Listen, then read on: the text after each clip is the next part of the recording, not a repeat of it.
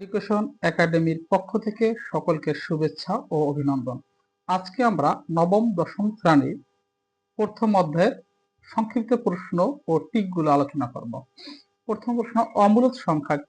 অমূলত সংখ্যাটা হচ্ছে যে ভগ্নাংশ পি বাই কিউ আকারে প্রকাশ করা যায় না তাকে অমূলত সংখ্যা বলে। যেমন ফাইভ বাই √3, এটাকে ভগ্নাংশ আকারে প্রকাশ করা যায় না, তাই এটি একটি অমূলত সংখ্যা। তারপর এ বি সি ডি চারটি ক্রমিক স্বাভাবিক সংখ্যা, এর সাথে এক যোগ করলে পূর্ণবর্গ সংখ্যা পাওয়া যায়। মনে রাখতে হবে যে ক্রমিক সংখ্যার সাথে এক যোগ করলে পূর্ণবর্গ সংখ্যা পাওয়া যায়। পরের প্রশ্ন, 1 থেকে 10 পর্যন্ত মৌলিক সংখ্যা কতটি? 1 থেকে 10 পর্যন্ত মৌলিক সংখ্যা 4টি, 2, 3, 5, 7।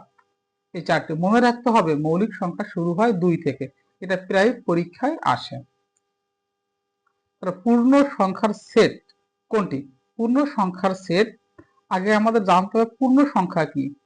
পূর্ণ সংখ্যা হচ্ছে এটা ধনাত্মক সংখ্যা হতে পারে, ঋণাত্মক সংখ্যাও হতে পারে। তাহলে -2, -1, এখানে যদি -2, -1, তারপর 0, 1, 2, এটা হচ্ছে একটা পূর্ণ সংখ্যার সেট।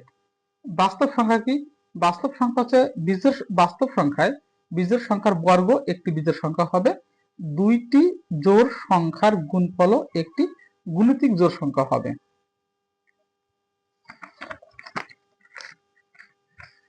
তারপরের প্রশ্নটা দেখো, তিনটি ক্রমিক স্বাভাবিক সংখ্যার গুণফল সর্বদা কত দ্বারা বিভাজ্য হবে? 6 দ্বারা বিভাজ্য। তোমরা যে কোনো তিনটি ক্রমিক স্বাভাবিক সংখ্যা গুণ করবা, গুণ করে 6 দ্বারা ভাগ দিলে মিলে যাবে, অর্থাৎ এটা 6 দ্বারা বিভাজ্য হবে। নিজেরা টেস্ট করে দেখবে। এ ও বি দুইটি ক্রমিক জোড় সংখ্যা, জোড় সংখ্যার বর্গ সবসময় জোড় সংখ্যা হয়। তোমরা নিজেরা চেক দেবে যে জোড় সংখ্যার বর্গ সবসময় জোড় সংখ্যা হবে। যেরকম এ স্কোয়ার একটা জোড় সংখ্যার সাথে এক যোগ করলে আবার বিজোড় সংখ্যা হবে। মনে রাখতে হবে জোড় সংখ্যার সাথে এক যোগ করলে বিজোড় সংখ্যা হয়। পরে দেখো, এ ও বি দুইটি পূর্ণ সংখ্যা হলে এ স্কোয়ার প্লাস বি স্কোয়ারের সাথে কত যোগ করলে একটি পূর্ণবর্গ সংখ্যা পাওয়া যাবে? এ স্কোয়ার প্লাস এ স্কোয়ার প্লাস বি স্কোয়ার সাথে প্লাস 2ab যোগ করলে একটা পূর্ণ সংখ্যা পাওয়া যাবে, a প্লাস বি এর হোল স্কোয়ার। তাহলে যোগ করতে হবে 2ab। সকলকে ধন্যবাদ।